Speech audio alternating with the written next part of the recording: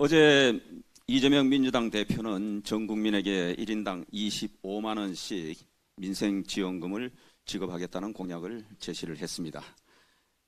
이것은 한마디로 현 정부와 우리 청년 등 미래 세대들에게 엄청난 빚더미를 물려준 민주당이 또 총선을 앞두고 무책임한 현금 살포 선심 공약으로 매표 행위에 나선 것으로밖에 볼 수 없습니다.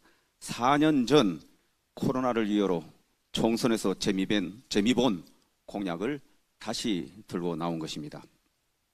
재정 파탄을 초래하는 인기 영합적 퍼주기 재정 중독증은 마약과 같아서 끊임없이 재발하며 정말 끊기가 어려운 것으로 보이며 선거 때마다 들고 나오는 매표를 위한 현금 살포 포퓰리즘 공약의 끝은 바로 나라를 베네수엘라처럼 도탄에 빠지게 만드는 것입니다. 이 공약의 구체적인 문제점 한 3가지 정도만 간단히 말씀드리겠습니다. 첫째, 대한민국 정부 수립 후 문재인 정부 출범까지 약 70년 동안 우리나라의 누적 국가 채무는 총 600조가 조금 넘었었습니다. 그런데 문재인 정부 5년간에만 국가 채무가 약 400조 원 이상 늘어 국가 채무가 1000조 원 시대를 열게 되었습니다. 이러한 급격한 나라빚 증가로 국가신용평가사는 당시에 우리나라의 국가신용등급 하락 가능성을 경고한 바도 있습니다. 민주당은 원 없이 실컷 빚잔치하고 빚더미 장부를 현 정부에 떠넘겨놓고 또 선거를 코앞에 두고 엄청난 빚을 내서 무차별 현금 살포로 매표하겠다는 그 뻔뻔함이 정말 대단합니다.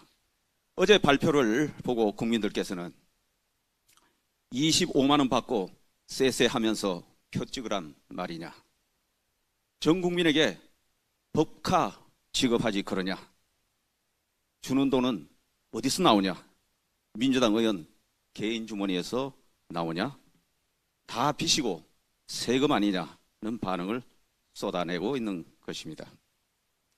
둘째, 전 국민에게 1인당 25만 원을 현금 지급하기 위해서는 약 13조 원의 재원이 필요하고 이를 위해서는 13조 원의 빚을 내기 위한 적자국채를 발행해야 됩니다. 이는 결국 시중에 돈을 더 풀게 되어 물가 불안을 자극하게 되고 결국 물가 불안으로 고통받는 국민들을 지원하자면서 물가 상승을 부추기는 공약을 제시한 것으로 자가당착적이고 모순적인 제안입니다. 셋째, 정부가 국채를 13조 원 추가 발행하게 되면 시중금리 상승 압력으로 작용하게 되어 현재도 고금리로 고통 중인 국민들에게 금융비용 부담을 가중시켜 민생을 더욱 어렵게 할 우려가 있습니다. 바로 그래서 IMF, OECD 등에서도 이러한 보편적이고 무차별적인 현금 살포, 재정 퍼주기는 지양되어야 하고 취약계층, 특정 정책 집단을 겨냥한 선별적인 지원을 제안하고 있으며 바로 국민의힘과 정부는 그러한 정책을 강화하고 있습니다. 바로 오늘 조금 전에 비대위원장께서 말씀하신 바로 저출생 극복을 위한 보육, 교육에 대한 파격적인 지원 등이 바로 그러한 맥락인 것입니다. 앞으로 당에서는 취약계층, 서민 등을 위한 민생안정 그리고 저출생 극복 등을 위한 지원은 앞으로 지속적으로 확대 보강해 나갈 것입니다.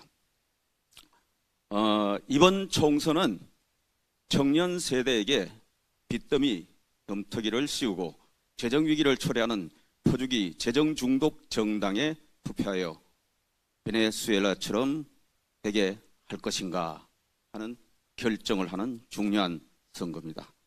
국민들께서 현명하게 잘 판단하실 것으로 확신합니다. 이상입니다.